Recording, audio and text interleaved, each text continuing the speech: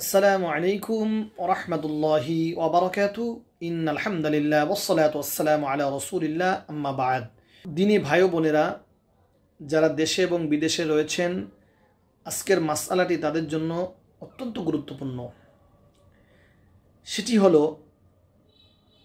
যে সকল অঞ্চলে 18 থেকে 20 ঘন্টা দিন, সেখানে বসবাসকারীদের রোজা রাখার হুকুম কি?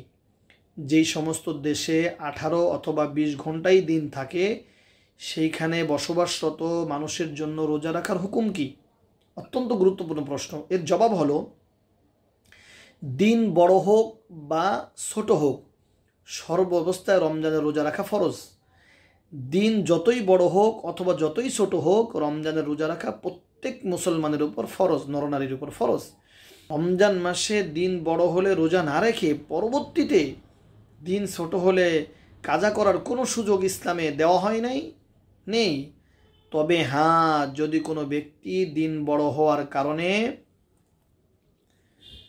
রোজা পূর্ণ করতে সক্ষম না হয়, কিংবা রোগ বেড়ে যাওয়ার বা মৃত্যুবরণ করার প্রবল আশঙ্কা হয়, বা কোনো অভিজ্ঞ ডাক্তার রোগীর স্বাস্থ্যের জন্য মারাত্মক ঝুঁকিপূর্ণ মনে করে, তাহলে তখন রোজা না রাখার অনুমতি রয়েছে এবং পরবর্তীতে সক্ষম হলে কাজা করতে হবে এই শর্তে।